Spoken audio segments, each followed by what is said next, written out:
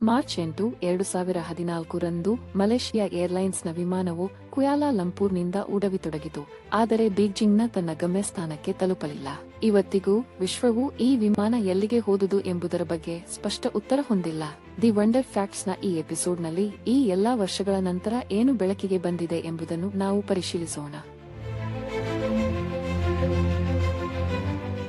ಸುಮಾರು 11 ವರ್ಷಗಳ ಹಿಂದೆ ಮಾರ್ಚ್ 8, 2014 ರಂದು ಮಲೇಷಿಯಾ ಏರ್ಲೈನ್ಸ್ನ 370 ವಿಮಾನವು ಮಲೇಷಿಯಾ ರಾಜಧಾನಿ ಕುಯಾಲಾಲಂಪೂರ್ನಿಂದ ಚೀನಾದ ರಾಜಧಾನಿ ಬೀಜಿಂಗ್ಗೆ ಪ್ರಯಾಣಿಸಲು ನಿರ್ಧರಿಸಲಾಗಿತ್ತು. ಬೋರ್ಡ್ನಲ್ಲಿ 2 ಪೈಲಟ್ಗಳು, 10 ಕ್ಯಾಸಿನ್ ಸಿಬ್ಬಂದಿ ಸದಸ್ಯರು ಮತ್ತು 227 ಪ್ರಯಾಣಿಕರು ಇದ್ದರು. ಅವರಲ್ಲಿನ ಬಹುತೇಕರು ಚೀನಾದ ನಾಗರಿಕರಾಗಿದ್ದರು. 2 ಪೈಲಟ್ಗಳು ಬಹಳ ಅನುಭವಿರಾಗಿದ್ದರು. ವಿಶೇಷವಾಗಿ 53 ವರ್ಷದ ಕ್ಯಾಪ್ಟನ್ ಕೆಹಾರಿ ಅಹ್ಮದ್ ಶಾ ಅವರಿಗೆ 33 ವರ್ಷಗಳ ವಿಮಾನ ಪ್ರಯಾಣದ ಅನುಭವವಿತ್ತು. 27 ವರ್ಷದ ಸಹ ಪೈಲಟ್ ಫಾರಿಕ್ ಅಬ್ದುಲ್ ಹಮೀದ್ 7 ವರ್ಷಗಳ ವಿಮಾನ ಪ್ರಯಾಣದ ಅನುಭವ ಹೊಂದಿರುವ ಜೂನಿಯರ್ ಪೈಲಟ್ ಎಂದು ಪರಿಗಣಿಸಲಾಗಿತ್ತು. ವಿಮಾನದ ಬಗ್ಗೆ ಹೇಳಬೇಕಾದರೆ ಇದು 11 ವರ್ಷದ ಬೋಯಿಂಗ್ 777 ಆಗಿತ್ತು. ಯಂತ್ರ ಸಂಬಂಧಿತ ಸಮಸ್ಯೆಗಳು ವರದಿಯಾಗಿರಲಿಲ್ಲ ಮತ್ತು ಯಾವುದೇ ವಿದ್ಯುತ್ ವೈಫಲ್ಯವನ್ನು ಅನುಭವಿಸಿರಲಿಲ್ಲ. ಮುಖ್ಯ ವಿಷಯವೆಂದರೆ ಇದು ಕೇವಲ ಮಲೇಷಿಯಾ ಮತ್ತು ಚೀನಾ ನಡುವಿನ ನಿಯಮಿತ ವಿಮಾನ ಪ್ರಯಾಣವೇ. ಪ್ರತಿದಿನ ಮಲೇಷ್ಯಾ ಮತ್ತು ಚೈನಾದ ನಡುವಿನ ಅಥವಾ ಅದರ ವಿರುದ್ಧದ ದಾರಿಗೆ ನಡೆಯುವ ನಿಯಮಿತ 5 ಗಂಟೆ ಮತ್ತು 3-4 ನಿಮಿಷಗಳ ಪ್ರಯಾಣ. ಆದರೆ ಈ ವಿಮಾನವು ಹಾರಿದ ದಿನ ಸಾಮಾನ್ಯದಷ್ಟೇ ಇರಲಿಲ್ಲ. ಇದು ಸಾಮಾನ್ಯಕ್ಕಿಂತ ಹೆಚ್ಚು ವಿಚಿತ್ರವಾಗಿತ್ತು. ಇದು ಬೇರೆ ಯಾವುದೋ ಆಗಿತ್ತು. ಫ್ಲೈಟ್ 370 ಏಕೆಂದರೆ ಕೇವಲ 5 ಗಂಟೆ 3-4 ನಿಮಿಷ ಮಾತ್ರ ಹಾರಬೇಕಾಗಿತ್ತು. ಆದರೆ ಹೊರಟಿರೋದಕ್ಕಿಂತ ಮೊದಲು ಅದು ಅಗತ್ಯಕ್ಕಿಂತ ಹೆಚ್ಚು ಇಂಧನ ತುಂಬಿಸಲಾಯಿತು. 7 ಗಂಟೆ 41 ನಿಮಿಷ ಹಾರಲು ಸಾಕಾಗುವಷ್ಟು. ಅದು ಹಾರುವ ಸಮಯದಲ್ಲಿ ಹೆಚ್ಚುವರಿ 2 ಗಂಟೆ 15 ನಿಮಿಷಗಳು. ಇದು ಶಂಕಾಸ್ಪದವಲ್ಲ. ಇದು ಸಾಮಾನ್ಯ ಏರ್ಲೈನ್ ಅಭ್ಯಾಸ. ಕೆಟ್ಟ ಹವಾಮಾನ ಅಥವಾ ತುರ್ತು ಪರಿಸ್ಥಿತಿಗಳಲ್ಲಿ ವಿಮಾನವು ಇನ್ನೆಡೆಗೆ ಹಾರಲು ಬೇಕಾದಷ್ಟು ಇಂಧನ ಹೊಂದಿರುತ್ತದೆ. ಫ್ಲೈಟ್ 370 ಮಲೇಷ್ಯಾ ಕುಮ್ಲಾಪುರ್ ಅನ್ನು ನಿಶ್ಚಿತ ಸಮಯಕ್ಕೆ ಕೇವಲ 12:42 ಗಂಟೆಗೆ ಮಾರ್ಚ್ 8, 2014 ರಂದು ಹಾರಿತು. ಕ್ಯಾಪ್ಟನ್ ಜಹಾರಿ ಉಡಾನ ಮುನ್ನ ಮತ್ತು ನಂತರ ಕುಯಾಲಾಲಂಪೂರ್ ಏರ್ ಟ್ರಾಫಿಕ್ ಕಂಟ್ರೋಲ್ ಜೊತೆ ನೇರವಾಗಿ ಸಂವಹನ ನಡೆಸಿದರು. ರನ್ವೇ ಬಿಡುವ ತಕ್ಷಣ ವಿಮಾನವು ದಕ್ಷಿಣ ಚೀನಾದ ಸಮುದ್ರದ ಕಡೆಗೆ ದಾರಿ ಬದಲಿಸಿತು. ಬೆಳಗ್ಗೆ 1:09ಕ್ಕೆ ಫ್ಲೈಟ್ನ 20 ನಿಮಿಷಗಳಲ್ಲಿ ಒಳಗಿನ ಟ್ರಾನ್ಸ್ಪೋಂಡರ್ ವಿಮಾನಗಳ ಜಿಪಿಎಸ್ ಸ್ಥಳವನ್ನು ಕುಯಾಲಾಲಂಪೂರಿನ ರಡಾರ್ ವ್ಯವಸ್ಥೆಗೆ ಕಳುಹಿಸಿತು. ಅದು ಟ್ರಾನ್ಸ್ಪೋಂಡರ್ನ ಅಳವಡಿಸಲಾಗಿದೆ ವೈಶಿಷ್ಟ್ಯ. ಇದು ನಿಯಮಿತ ಅವಧಿಗಳಲ್ಲಿ ವಿಮಾನವನ್ನು ಸಮೀಪದ ರಡಾರ್ಗೆ ಸ್ವಯಂಚಾಲಿತವಾಗಿ ಅಪ್ಡೇಟ್ ಮಾಡುತ್ತದೆ. ಈವರೆಗೂ ಎಲ್ಲವೂ ಸಫಲವಾಗಿ ನಡೆಯುತ್ತಿತ್ತು. ಬೆಳಿಗ್ಗೆ 1:19ಕ್ಕೆ ಕೇವಲ 10 ನಿಮಿಷಗಳ ನಂತರ 370 ಮಲೇಷಿಯಾ ವೈಮಾನಿಕ ವಲಯದಿಂದ ವಿಯೆಟ್ನಾಂ ವೈಮಾನಿಕ ವಲಯಕ್ಕೆ ಪ್ರವೇಶಿಸಲು ಆರಂಭಿಸಿತು. ಅದೇ ವೇಳೆ ಕುಯಾಲಾಲಂಪೂರ್ ಏರ್ ಟ್ರಾಫಿಕ್ ಕಂಟ್ರೋಲ್ ಕ್ಯಾಪ್ಟನ್ ಜಹಾರಿಯೊಂದಿಗೆ ಕೊನೆ ಬಾರಿ ಮಾತನಾಡಿತು. ಅಂದು ಹೀಗಾದ ಮೇಲೆ 370 ವಿಯೆಟ್ನಾಮಿನ ಹೋ ಚಿ ಮಿಂಗ್ ನಗರ ನಿಯಂತ್ರಣ ಗೋಪುರವನ್ನು ಸಂಪರ್ಕಿಸಬೇಕೆಂದು ನಿರೀಕ್ಷಿಸಲಾಯಿತು. ಕ್ಯಾಪ್ಟನ್ ಜಹಾರಿ ಹಸ್ತಾಂತರವನ್ನು ಒಪ್ಪಿಕೊಂಡು ಪ್ರತಿಕ್ರಿಯೆ ನೀಡಿದರು. ಶುಭ ರಾತ್ರಿ 370. ಕ್ಯಾಪ್ಟನ್ ಜಹಾರಿ ಅಥವಾ ನಿಯಂತ್ರಣ ಗೋಪುರ ಇಬ್ಬರೂ ಅವರ ಶುಭ ರಾತ್ರಿ ಎನ್ನುವುದು ವಿಮಾನ 370ನಿಂದ ಕೇಳಲ್ಪಡುವ ಕೊನೆಯ ಮಾತು ಎಂಬುದನ್ನು ಅರಿತುಕೊಳ್ಳಲಿಲ್ಲ. ಅವರಿಗೆ ವಿಮಾನವು 37 ನಿಮಿಷಗಳ ಕಾಲ ಹಾರುತ್ತಿತ್ತು. ಸಾಮಾನ್ಯವಾಗಿ ಒಂದು ವಿಮಾನವು ಗಮ್ಯಸ್ಥಾನಕ್ಕೆ ಹೋಗುವವರೆಗೆ ಪ್ರಮುಖ ವಿಮಾನ ನಿಲ್ದಾಣ ಪ್ರದೇಶದಿಂದ ಇನ್ನೊಂದು ಪ್ರದೇಶಕ್ಕೆ ವಿಮಾನ ನಿಯಂತ್ರಣದೊಂದಿಗೆ ಸಂಪರ್ಕದಲ್ಲಿರುತ್ತದೆ ಮತ್ತು ಈ ಬಾರಿ ಕೂಡ ಅದೇ ನಿರೀಕ್ಷೆ ಇತ್ತು. ಆದರೆ ಇವರಿಗೆ ಸಾಮಾನ್ಯವೆಂದು ತೋರುವುದಕ್ಕೆ ವಿಚಿತ್ರವಾಗಬೇಕು. ಬೆಳಿಗ್ಗೆ 1:21ಕ್ಕೆ ಕೊನೆಯ ಸಂದೇಶದ ನಂತರ ಕೇವಲ 3 ನಿಮಿಷಗಳಲ್ಲಿ 370 ರೇಡಾರ್ನಲ್ಲಿ ಕಾಣೆಯಾಗಿತ್ತು. ಇದು ಕುಯಾಲಾಲಂಪೂರ್ ಮತ್ತು ಹೊ ಚಿ ಮಿನ್ ಸಿಟಿಯ ಟ್ರ್ಯಾಕಿಂಗ್ ವ್ಯವಸ್ಥೆಗಳಿಂದ ಕೂಡ ಕಾಣೆಯಾಗಿತ್ತು. ಕುಯಾಲಾಲಂಪೂರ್ ಟವರ್ ಯಾವುದೇ ಅನಿಯಮಿತವನ್ನು ಕಾಣಲಿಲ್ಲ. ಅವರಿಗೆ ಭಾವನೆ ಇತ್ತು 370 ಸರಳವಾಗಿ ವಿಯೆಟ್ನಾಂ ಹವಾ ಪ್ರದೇಶಕ್ಕೆ ಪ್ರವೇಶಿಸಿದೆ. ಹೀಗಾಗಿ ವಿಮಾನವು ಅವರ ರಾಡಾರ್ನಿಂದ ಇಳಿದಾಗ ಅದು ಸಾಮಾನ್ಯವಾಗಿದೆ ಎಂದು ತೋರುತ್ತಿತ್ತು. ಆದರೆ ಹೊ ಚಿ ಮಿನ್ ಟವರ್ ಕೂಡ 370 ಅವರನ್ನು ತಮ್ಮ ರಾಡಾರ್ನಲ್ಲಿ ಕಾಣಲಾರದೆ ಇದ್ದಾಗ ಅವರಿಗೆ ಏನೋ ತಪ್ಪಾಗಿದೆ ಎಂದು ಭಾಸವಾಯಿತು. ಅವರು ತಕ್ಷಣವೇ ಕ್ಯಾಪ್ಟನ್ಗೆ ರೇಡಿಯೋ ಮೂಲಕ ಸಂಪರ್ಕ ಮಾಡಲು ಪ್ರಯತ್ನಿಸಿದರು, ಎಲ್ಲವೂ ಸರಿಯೇ ಎಂದು ಪರಿಶೀಲಿಸಲು. ಆದರೆ ಉತ್ತರ ಬಂದಿಲ್ಲ. ಮುಂದಿನ 18 ನಿಮಿಷಗಳ ಕಾಲ ಹೊ ಚಿ ಮಿನ್ ಟವರ್ 370 ಜೊತೆ ಸಂಪರ್ಕ ಮಾಡಲು ಪ್ರಯತ್ನಿಸುತ್ತಿರುತ್ತದೆ. ಆದರೆ ಇನ್ನೂ ಕ್ಯಾಪ್ಟನ್ನಿಂದ ಯಾವುದೇ ಉತ್ತರ ಬಂದಿಲ್ಲ. ಹೀಗಾಗಿ ಅವರು ಕುಯಾಲಾಲಂಪರ್ ಟವರ್ಗೆ ಸಂಪರ್ಕಿಸಿಕೊಂಡು ಆಗುತ್ತಿರುವುದನ್ನು ವರದಿ ಮಾಡಿದರು. ಇಂತಹ ಪರಿಸ್ಥಿತಿಗಳಲ್ಲಿ ಪ್ರೋಟೋಕಾಲ್ ಅನ್ವಯ ರಕ್ಷಣೆ ಕೇಂದ್ರವನ್ನು 1 ಗಂಟೆ ಒಳಗೆ ಸೂಚಿಸಬೇಕು. ಆದರೆ ಕುಯಾಲಾಲಂಪರ್ ಟವರ್ ಏರೋನಾಟಿಕಲ್ ರೆಸ್ಕ್ಯೂ ಕೋಆರ್ಡಿನೇಷನ್ ಸೆಂಟರ್ಗೆ ತಿಳಿಸುವ ಮೊದಲು ಸಂಪೂರ್ಣ 4 ಗಂಟೆ ಕಾಯಿತು.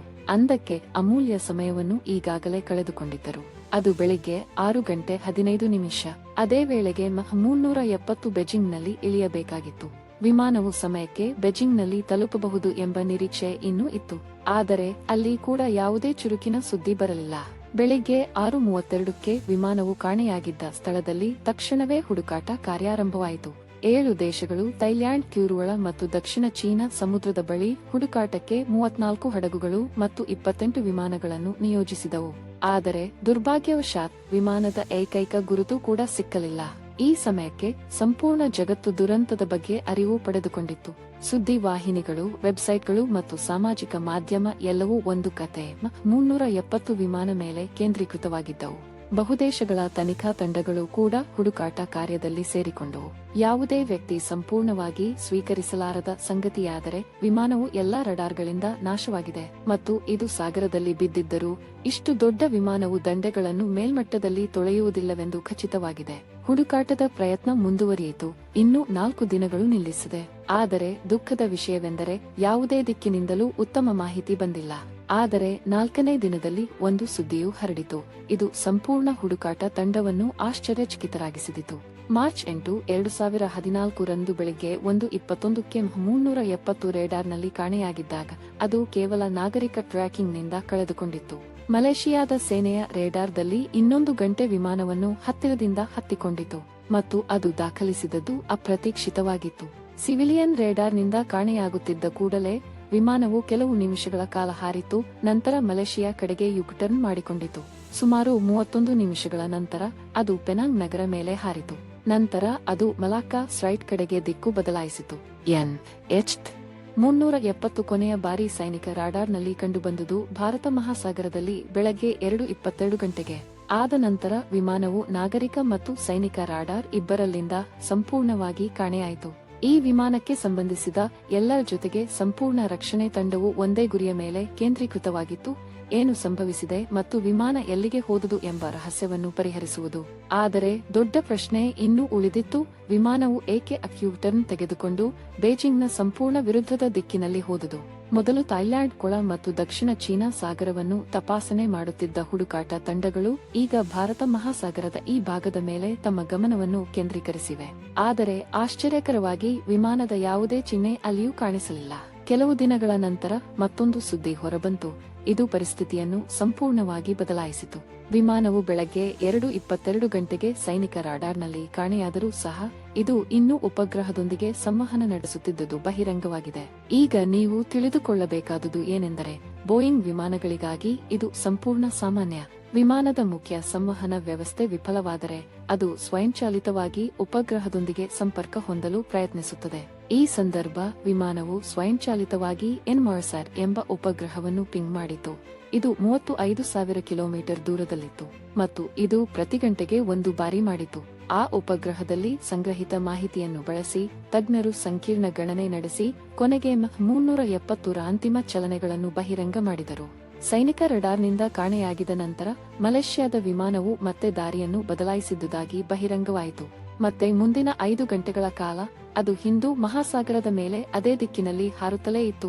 ಬೆಳಿಗ್ಗೆ 8:19ಕ್ಕೆ ವಿಮಾನವು ಉಪಗ್ರಹವನ್ನು ಕೊನೆ ಬಾರಿ ಸಂಪರ್ಕಿಸಲು ಪ್ರಯತ್ನಿಸಿತು. ಅದು 370ನಿಂದ ಲಭ್ಯವಿರುವ ಕೊನೆಯ ಸಂಕೇತವಾಗಿತ್ತು. ಆನಂತರ ವಿಮಾನವು ಯಾವುದೇ ಉಪಗ್ರಹವನ್ನು ಸಂಪರ್ಕಿಸದ ಹಾಗೆ ಮಾಡಿತು ಮತ್ತು ಮತ್ತೆ ಯಾವುದೇ ರಡಾರ್ನಲ್ಲಿ ಕಾಣಿಸಲಿಲ್ಲ.